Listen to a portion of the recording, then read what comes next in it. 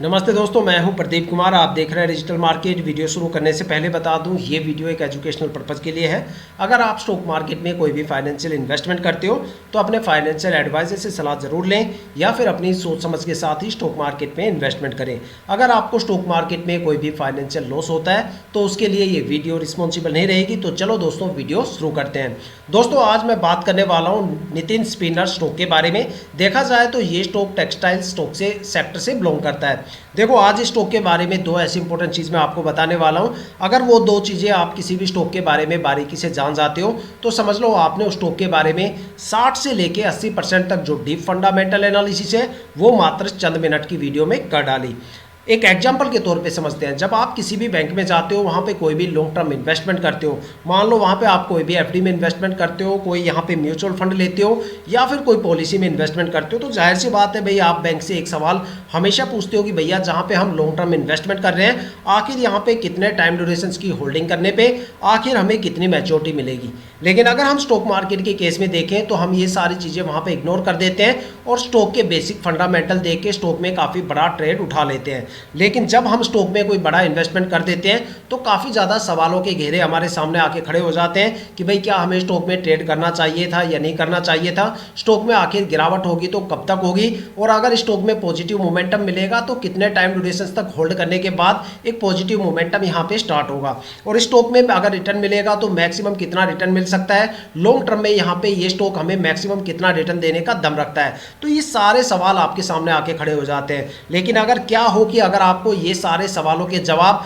Stock में investment करने से पहले ही मिल जाए तो सोचो कितना आसान होगा ये जानना कि भाई आपको स्टॉक में ट्रेड करना चाहिए या फिर नहीं करना चाहिए। इन्हीं चीज़ों को लेके मैं यहाँ पे दो सबसे ज़्यादा स्ट्रॉन्ग पॉइंट आपको बताने वाला हूँ। किसी भी स्टॉक में इन्वेस्टमेंट करने से पहले ये पॉइंट आपको हमेशा ध्यान में रखने चाहिए। सबसे पहला जो पॉइंट है वो ये है कि स्टॉक के मैं पिछले 5 साल के रिटर्न आपको बताने वाला हूँ, जहाँ पे आपको ये पता चलेगा कि भाई नितिन स्पिनर स्टॉक ने आखिर पिछले 5 सालों में अपने इन्वेस्टर्स को कितना रिटर्न दिया और कितनी गिरावट यहाँ पे हमें देखने को मिलती है। जहाँ पे आपको एक आइडिया मिलेगा, एक पैटर्न देखने को मिलेगा कि भाई ये स्टॉक शॉर्ट टर्म में ज़्यादा प्रॉफिटेबल है या फिर ये स्टॉक लॉन्ग टर्म में ज़्यादा प्रॉफिटेबल है, या फिर ऐसे कौन कौन से नेगेटिव टाइम ड्यूरेशन हो सकते हैं जहाँ पे स्टॉक में आपको भर भर के गिरावट देखने को मिल सकती है, या फिर ऐसे कौन कौन से पॉजिटिव टाइम ड्यूरेशन है जहाँ पे स्टॉक से आपको भर भर के रिटर्न देखने को मिल सकता है। मैक्सिमम स्टॉक में कितनी गिरावट हो सकती है और मैक्सिमम ये स्टॉक कितना ज़्यादा रिटर्न देने का दम रखता है। साथ में एक नज़र डालेंगे स्टॉक के होल्डिंग पैटर्न के बारे में। कुछ बारीकियां हैं जो मैं आपके साथ शेयर करूंगा होल्डिंग पैटर्न को लेके।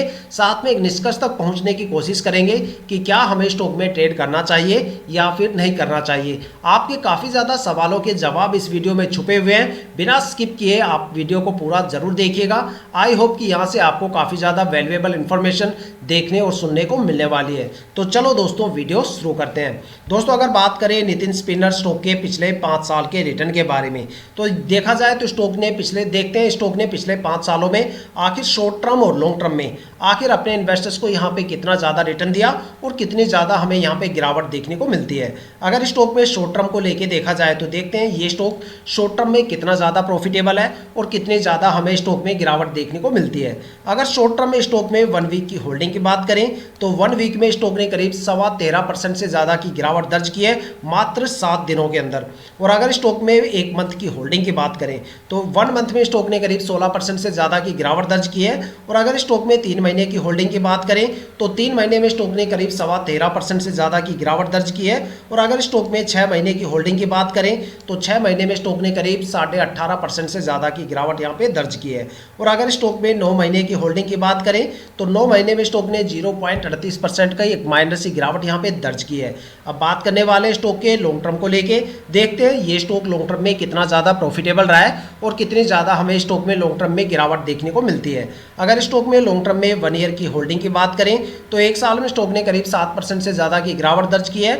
और अगर स्टॉक में 2 साल की होल्डिंग की बात करें तो 2 साल में स्टॉक ने 63% से ज़्यादा का रिटर्न दिया है। और अगर स्टॉक में 3 साल की होल्डिंग की बात करें तो 3 साल में स्टॉक ने 19% से ज़्यादा का रिटर्न दिया है। और अगर स्टॉक में 4 साल की होल्डिंग की बात करें तो 4 साल में स्टॉक ने 315% से ज़्यादा का रिटर्न दिया है। देखा जाए तो 4 साल में स्टॉक ने अपने इन्वेस्टर्स का पैसा करीब 3 गुना से ज़्यादा करके दिया है।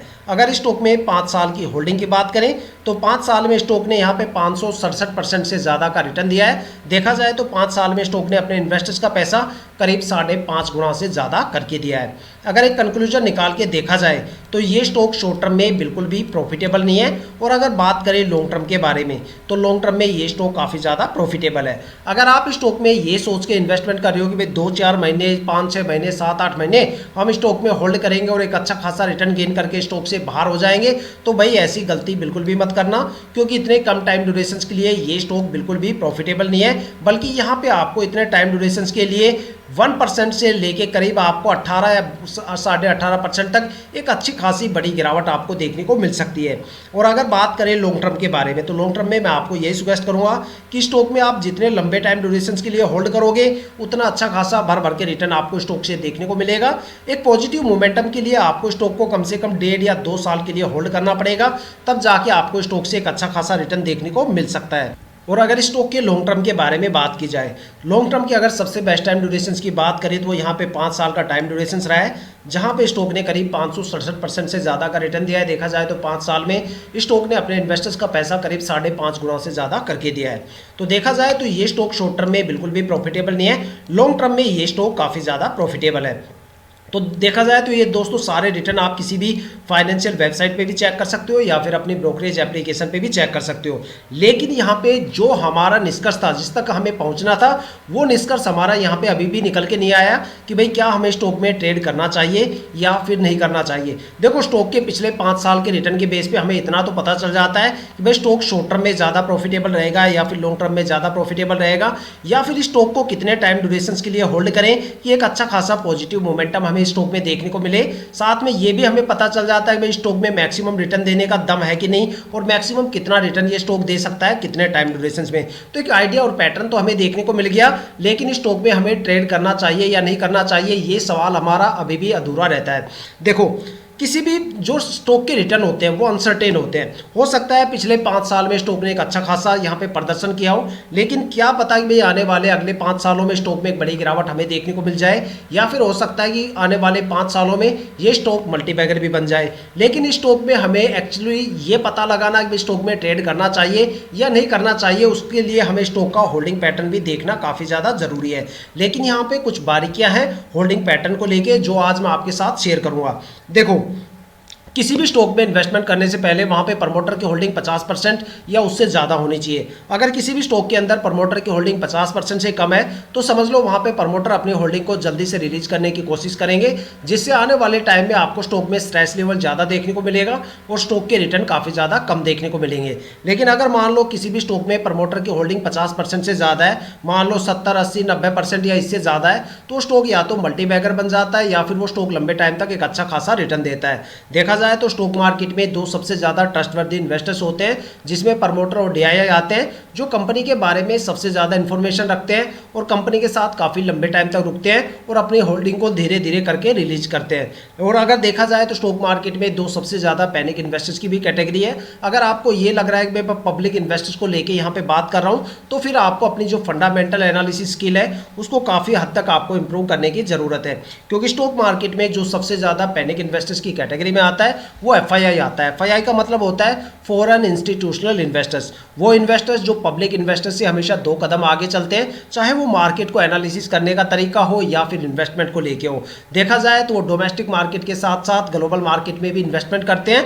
जब उनको पता चलता है कि ग्लोबल मार्केट में कोई बड़ी गिरावट होने वाली है या फिर वहाँ पे गिरावट का सिलसिला शुरू हो गया है, तो वो यहाँ पे सबसे पहले बिकवाली करते हुए हमें नजर आते हैं। जब एफआईआई बिकवाली करती है या बिकवाली करके निकल जाती है, तब जाके पब्लिक इन्वेस्टर्स को समझ में आता है कि भाई मार्केट में कोई बड़ी गिरावट होने वाली है।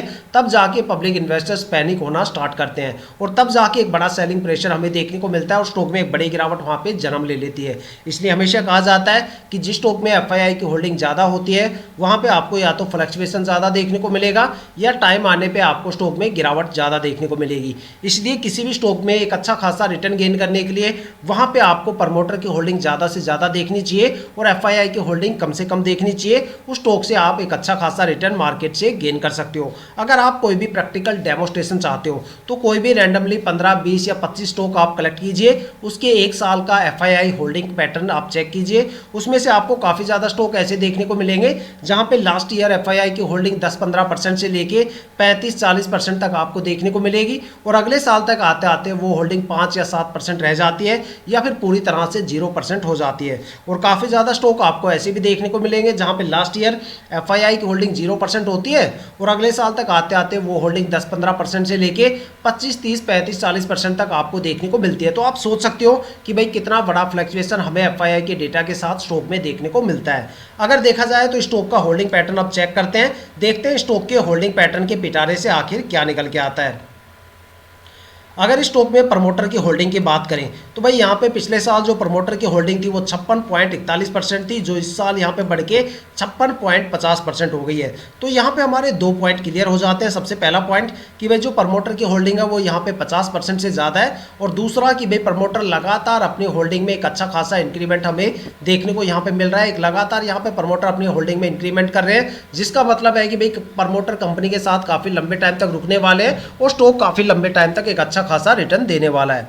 अगर स्टॉक में दूसरे सबसे ज़्यादा ट्रस्टवर्दी इन्वेस्टर्स DII की होल्डिंग की बात करें तो पिछले साल DII की होल्डिंग 13.32% थी, जो इस साल बढ़ के 15.49% हो गई है। देखा जाए तो क्वार्टर टू क्वार्टर हमें DII की होल्डिंग में एक बड़ा इंक्रीमेंट देखने को मिलता है। ये एक पॉजिटिव पॉइंट हमारे लिए हो सकता है।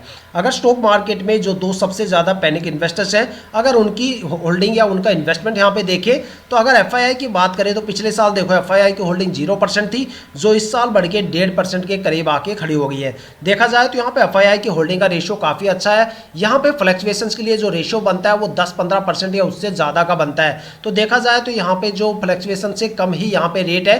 देखा जाए तो FII की होल्डिंग काफ़ी कम है, तो सीधा सा हम कह सकते हैं कि स्टॉक में हमें कोई भी बड़ा फ्लक्चुएशन देखने को नहीं मिलेगा। अगर स्टॉक में पब्लिक इन्वेस्टर्स की होल्डिंग की बात करें तो यहाँ पे पिछले साल पब्लिक इन्वेस्टर्स की होल्डिंग 24.01% थी, जो इस साल घट के 21.51% हो गई है। तो देखा जाए तो अगर क्वार्टर टू क्वार्टर बात करें तो मार्च के अंदर होल्डिंग में एक हल्का सा डिक्रीमेंट हमें देखने को मिला, लेकिन अगर बात करें जून 2024 में तो एक बड़ी यहाँ पे गिरावट हमें देखने को मिली, क्योंकि उस टाइम मार्केट में एक बड़ी गिरावट का माहौल बन चुका था। और अगर बात करें सितंबर 2024 की तो यहाँ पे गिरावट और भी यहाँ पे थोड़ा सा इंक्रीमेंट हमें देखने को मिला और उसके बाद लगातार दिसंबर तक आते आते एक बड़ी गिरावट हमें पब्लिक इन्वेस्टर्स की होल्डिंग में देखने को मिलती है। देखा जाए तो सेंसेक्स इस टाइम 85,000 से गिर के करीब यहाँ पे 75-75,500 के करीब आ गया है। मार्केट में एक बड़ी गिरावट का माहौल चल रहा है, तो ऐसी गिरावट के माहौल में स्टॉक में एक अच्छी खासी गिरावट हुई है पब्लिक इन्वेस्टर्स को लेके। अगर गवर्नमेंट होल्डिंग की बात करें तो गवर्नमेंट होल्डिंग यहाँ पे बिल्कुल भी नहीं है। अगर स्टॉक में गवर्नमेंट होल्डिंग होती तो यहाँ पे एक लेवल हमें देखने को मिल जाता है कि भाई ये स्टॉक काफ़ी ज़्यादा ट्रस्टेबल स्टॉक है। जब आप कोई भी रैंडमली 30-40 स्टॉक उठा के देखोगे तो उसमें से आपको कोई 1 या 2 स्टॉक में ही आपको गवर्नमेंट होल्डिंग देखने को मिलेगी, और जिस स्टॉक में गवर्नमेंट होल्डिंग मिल जाती है समझ लो वो स्टॉक काफ़ी ज़्यादा ट्रस्टवर्दी स्टॉक बन जाता है। काफ़ी ट्रस्ट लेवल वहाँ पे आपके साथ बन जाता है कि भाई ये ट्रस्ट लेवल वहाँ पे बन जाता है कि भाई स्टॉक कोई ज़्यादा बड़ी गिरावट यहाँ पे नहीं करेगा। बहुत ही कम स्टॉक में आपको गवर्नमेंट होल्डिंग मिलेगी, और जिस स्टॉक में गवर्नमेंट होल्डिंग मिलेगी वो सबसे ज़्यादा ट्रस्टवर्दी स्टॉक के अंदर काउंट किया जाता है। तो अगर देखा जाए तो यहाँ पे कुछ पॉजिटिव पॉइंट हमें जो देखने को मिलते हैं वो यही है कि भाई प्रमोटर की होल्डिंग 50% से ऊपर है। प्रमोटर की होल्डिंग में लगातार इंक्रीमेंट हमें देखने को मिल रहा है। और अगर FDII की होल्डिंग की बात करें, जो कि दूसरा सबसे ज़्यादा ट्रस्टवर्दी इन्वेस्टर्स होता है स्टॉक मार्केट में, उसकी होल्डिंग में भी एक बड़ी इंक्रीमेंट हमें देखने को मिल रही है। FII का जो रेशियो है वो फ्लक्चुएशंस लेवल से काफ़ी कम है। और यहाँ पे अगर पब्लिक इन्वेस्टर्स की होल्डिंग की बात करें तो हालांकि यहाँ पे डिक्रीमेंट हुआ है, गिरावट हुई है, लेकिन जो रेशियो अब बन रहा है वो काफ़ी अच्छा लेवल का यहाँ पे रेशियो बन रहा है। तो हो सकता है स्टॉक में एक अच्छा खासा पॉजिटिव मोमेंटम आपको फ्यूचर में देखने को मिल सकता है। तो दोस्तों ये थे स्टॉक के पिछले 5 साल के रिटर्न जो मैंने आपको बताए शॉर्ट टर्म और लॉन्ग टर्म की वे में। साथ में होल्डिंग पैटर्न का सिनेरियो कैसा होना चाहिए, उसकी बारीकियां कैसी होनी चाहिए, वो मैंने आपके साथ शेयर किया। होल्डिंग पैटर्न का डेटा आपके सामने है, पिछले साल का डेटा आपके सामने है। अब डिसीजन आपको लेना है कि आपको स्टॉक में ट्रेड करना चाहिए या फिर नहीं करना चाहिए। अपनी जो कीमती राय है वो हमें कमेंट करके ज़रूर बताइएगा, ताकि जितने भी नए इन्वेस्टर्स वीडियो पे विजिट करें उनको यहाँ पे डिसीजन मेकिंग में काफ़ी ज़्यादा आसानी हो। साथ में अगर उनको ये भी हेल्प मिलेगी उनको स्टॉक में ट्रेड करना चाहिए या फिर नहीं करना चाहिए। तो दोस्तों ये थी अब तक की सबसे latest information Nitin spinner stock के पिछले 5 साल के रिटर्न और स्टॉक के होल्डिंग पैटर्न को लेके। अगर आपके माइंड में कोई भी ऐसा स्टॉक है जिसमें आप इन्वेस्टमेंट करने की सोच रहे हो या फिर आपने स्टॉक में इन्वेस्टमेंट कर दिया है और आपको स्टॉक के रिटर्न के बारे में बिल्कुल नहीं पता, तो आप हमें कमेंट करके अपने स्टॉक का नाम बताइए। हमारे वाली वीडियो में आपके स्टॉक को जरूर कवर करेंगे। अगर आप इस वीडियो या चैनल पर नए हो तो चैनल को सब्सक्राइब जरूर कीजिएगा, ताकि हम जितने भी डीपली एनालिसिस करके आप लोगों के लिए वीडियो लेके आते हैं उसकी नोटिफिकेशन आप तक सबसे पहले पहुंचे, ताकि आप स्टॉक मार्केट के हर पहलू से रूबरू रहें, अपने आप को अपडेट करते रहें। इसी के साथ ये वीडियो समाप्त करते हैं, मिलते हैं नेक्स्ट वीडियो के साथ।